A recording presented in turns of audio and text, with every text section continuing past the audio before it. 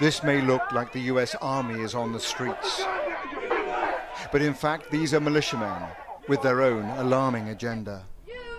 We were witnesses to this extraordinary development, a major US city in the hands of self-confident and heavily armed militias, with police and civic leaders nowhere to be seen.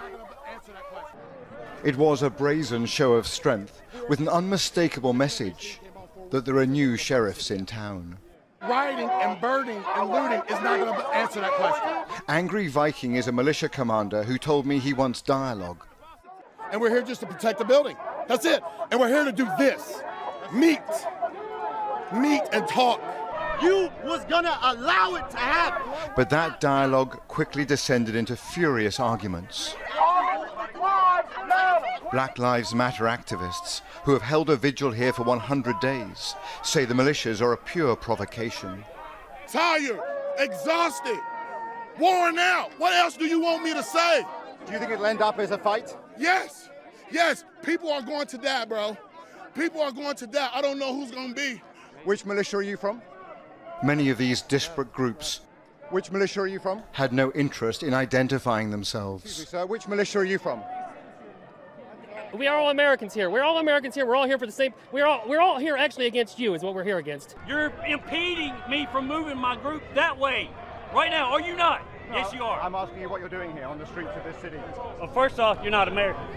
One of the most bizarre features here is this mosaic of different groups. We've got protesters, counter-protesters, we've got militias, we've got other armed groups who refuse to identify themselves. All of it is a recipe for confusion on the streets of Louisville and potentially for chaos.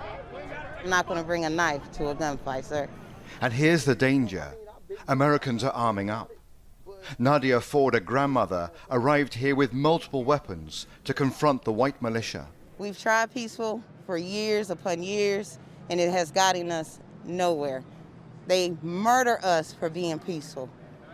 So only when we stand up do they maybe take us seriously.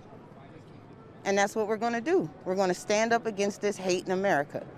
Eventually, some police did break cover, and this civil rights lawyer, heavily armed himself, said his aim was to run the militias out of town amid multiple threats to his life.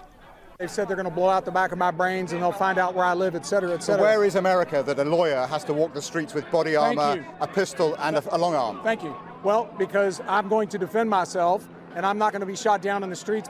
America's militias are emboldened at this volatile moment, emerging out of the shadows in a way I have never seen before. When I move you to the street, you will load your weapon. A few miles up the road, we saw a whole new phenomenon. Y'all say you soldiers? An African-American militia with hundreds of troops. They have a black nationalist agenda. Hand on the shoulder of the person in front of you. It's as much a cult All right, take. as a military formation. This is the NFAC militia. It is well organized and quasi-military. It also proves a militia does not have to be white and right-wing. Lock the roof. As hundreds of their armed followers march through a residential suburb, I'll call in reinforcements. we glimpse their mysterious leader. Known as Grandmaster Jay, he is a charismatic but enigmatic figure. Move! Clear out! Fearing assassination, his bodyguards surround him at every moment. Jay's moving back, y'all. Jay's moving back. What is clear is that these militias have a new swagger. While the election campaign gathers pace, other forces are showing they will fill the security void after this long summer of protests and violence.